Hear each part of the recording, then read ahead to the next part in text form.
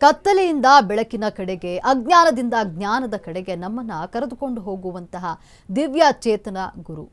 ಪ್ರತಿ ವರ್ಷ ಆಷಾಢ ಮಾಸದ ಪವಿತ್ರ ಹುಣ್ಣಿಮೆಯಾದ ಇಂದು ಗುರುಪೂರ್ಣಿಮೆ ಹಬ್ಬವನ್ನ ಬಹಳ ಶ್ರದ್ಧಾ ಭಕ್ತಿಯಿಂದ ಆಚರಿಸ್ತೇವೆ. ಇಂದು ನಮಗೆ ಜ್ಞಾನದ ಹಾದಿ ತೋರಿಸಿದ ಮಹಾನ್ ಚೇತನಗಳನ್ನ ಸ್ಮರಿಸುವಂತಹ ಮಹಾಪರ್ವ ದಿನ. ಈ ಸುದಿನದಂದು ಜ್ಞಾನದ ಭಂಡಾರವನ್ನ ತೆರೆದಿಟ್ಟ ಮಹರ್ಷಿ ವ್ಯಾಸರನ್ನ ಮತ್ತು ನಮಗೆ ಜ್ಞಾನ ನೀಡಿದ ಗುರುಗಳನ್ನ ಪೂಜಿಸ್ತೇವೆ. ಅಂದಹಾಗೆ ಗುರುಪೂರ್ಣಿಮೆಯ ಮಹತ್ವವನ್ನ ತಿಳಿಯೋಣ ಬನ್ನಿ. ಗುರುಪೂರ್ಣಿಮೆಯ ಪವಿತ್ರತೆ ಏನು ಗೊತ್ತಾ? ಗುರುವಿಗೆ ಪ್ರಣಾಮ ಸಲ್ಲಿಸುವ ಪವಿತ್ರ ದಿನವೇ ಗುರುಪೂರ್ಣಿಮೆ. ಅಜ್ಞಾನದ ಕತ್ತಲೆ ಸರಿಸಿ ಜ್ಞಾನ ಜ್ಯೋತಿ ಬೆಳಗುವ ಗುರುಪೂರ್ಣಿಮೆ.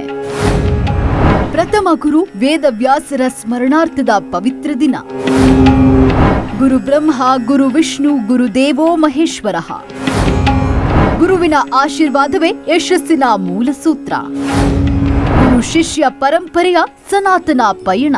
ಗುರು ಬ್ರಹ್ಮ, ಗುರು ವಿಷ್ಣು, ಗುರುದೇವೋ ಮಹೇಶ್ವರ, ಗುರು ಸಾಕ್ಷಾತ್ ಪರಬ್ರಹ್ಮ, ತಸ್ಮೈ ಶ್ರೀ ಗುರವೇ ನಮಃ.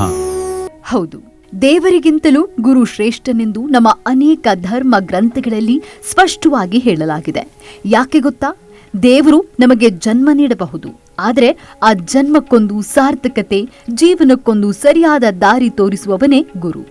ನಮಗೆ ಭಗವಂತನ ದರ್ಶನ ಮಾಡಿಸುವುದೇ ಗುರು. ಗುರುವಿನ ಆಶೀರ್ವಾದವಿಲ್ಲದೆ ಯಾರು ಜ್ಞಾನದ ಶಿಖರವನ್ನ ತಲುಪಲು ಸಾಧ್ಯವಿಲ್ಲ. ನಮ್ಮ ಮನಸ್ಸಿನಲ್ಲಿರುವ ಅಜ್ಞಾನ ಎಂಬ ಕತ್ತರಿಯನ್ನ ಓಡಿಸಿ ಜ್ಞಾನ ಎಂಬ ಬೆಳಕನ್ನ ಬೆಳಗಿಸುವ ಪರಮ ಶಕ್ತಿಯೇ ಗುರು.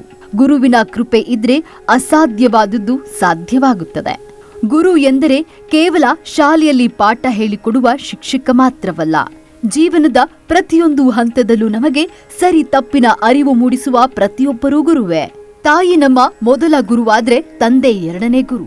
ತದನಂತರ ನಮ್ಮನ್ನ ಸರಿದಾರಿಯಲ್ಲಿ ನಡೆಸುವ ಪ್ರತ್ಯಕ್ಷ ಹಾಗೂ ಪರೋಕ್ಷ ಗುರುಗಳಿಗೆ ಶಿರಬಾಗುವ ದಿನವೇ ಈ ಗುರುಪೂರ್ಣಿಮೆ.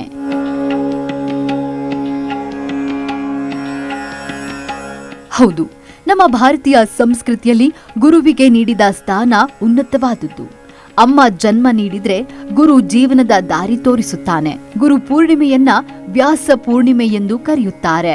ನಮಗೆ 4 ವೇದಗಳನ್ನ, ಮಹಾಭಾರತವನ್ನ ನೀಡಿದ ಮಹರ್ಷಿ ವೇದವ್ಯಾಸರು ಜನಿಸಿದ ಪವಿತ್ರ ದಿನವಿದು. ವ್ಯಾಸರು ಕೇವಲ ಒಬ್ಬ ವ್ಯಕ್ತಿಯಲ್ಲ, ಅವರೊಬ್ಬ ಜ್ಞಾನಸಾಗರ. ಮಾನವ ಕುಲಕ್ಕೆ ಧರ್ಮ, ಅರ್ಥ, ಕಾಮ, ಮೋಕ್ಷಗಳ ಸತ್ಯವನ್ನ ಬೋಧಿಸಿದ ಜಗದ್ಗುರು ವೇದವ್ಯಾಸರು. ಇಂದಿನ ದಿನ ವ್ಯಾಸರ ಪಾದ ಕಮಲಗಳಿಗೆ ನಮಸ್ಕರಿಸಿ ಜ್ಞಾನದ ದಾರಿಯಲ್ಲಿ ಸಾಗುವ ಸಂಕಲ್ಪ ಮಾಡುವುದೇ ನಿಜವಾದ ಗುರುವಂದನೆ.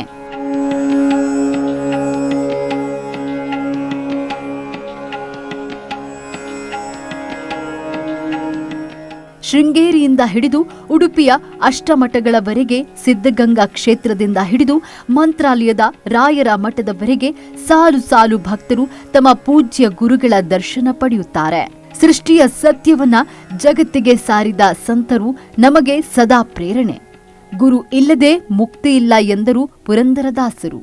ಯಾವಾಗ ಶಿಷ್ಯನು ಸಿದ್ಧನಾಗ್ತಾನೋ ಅವಾಗ ಗುರು ತಾನಾಗಿಯೇ ಒಲಿಯುತ್ತಾನೆ ಎಂಬ ನಾಣ್ಣುಡಿ ಇದೆ. ನಮ್ಮೊಳಗಿನ ಅಹಂಕಾರವನ್ನ ಅಳಿಸಿ ವಿನಮ್ರತೆಯನ್ನ ತರುವುದೇ ಗುರುಕೃಪೆ. ಗುರುಪೂರ್ಣಿಮೆ ಎಂದ್ರೆ ಕೇವಲ ಒಂದು ಹಬ್ಬವಲ್ಲ, ಅದೊಂದು ಭಕ್ತಿ ಪೂರ್ವ ಸಮರ್ಪಣಾ ದಿನ.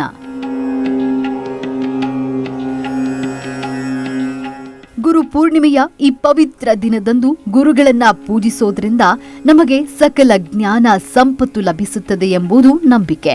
ಈ ವಿಶೇಷ ದಿನದಿಂದಲೇ ವಿವಿಧ ದೇವಾಲಯಗಳ, ಮಠಗಳ ಪೀಠಾಧಿಪತಿಗಳು ಹಾಗೂ ಸನ್ಯಾಸಿಗಳು ಚಾತುರ್ಮಾಸ ದೀಕ್ಷೆಯನ್ನ ತೊಡುತ್ತಾರೆ. ಮುಂಬರುವ 4 ತಿಂಗಳುಗಳ ಕಾಲ ಅವರು ಒಂದೇ ಸ್ಥಳದಲ್ಲಿದ್ದು ತಪಸ್ಸು, ಜಪ ಮತ್ತು ದೀಕ್ಷೆಯನ್ನ ತೊಡಗಿಸಿಕೊಳ್ತಾರೆ. ಆಷಾಢ ಮಾಸದ ಮೊದಲ ಏಕಾದಶಿ ಕಳೀತಾ ಇದ್ದಂತೆ ಬರುವುದೇ ಅತ್ಯಂತ ಪವಿತ್ರವಾದ ದಿನ, ಅದೇ ಗುರುಪೂರ್ಣಿಮೆ. ಇಂದು ನಿಮ್ಮ ದೀಕ್ಷಾ ಗುರುಗಳು, ಧರ್ಮ ಗುರುಗಳು ಅಥವಾ ಮಾರ್ಗದರ್ಶಕರಿಗೆ ಪಾದಪೂಜೆ ಮಾಡಿ ವಸ್ತ್ರ, ಫಲ, ತಾಂಬೂಲ ನೀಡಿ ಆಶೀರ್ವಾದ ಪಡೆದರೆ ಶುಭವಾಗಲಿದೆ. ಅಷ್ಟೇ ಅಲ್ಲ, ಶ್ರೀಮನ್ನಾರಾಯಣ ಮತ್ತು ಮಹಾಲಕ್ಷ್ಮಿ, ಮಹಾಶಿವನನ್ನ ಪೂಜಿಸಿದ್ರೆ ಶುಭವಾಗಲಿದೆ.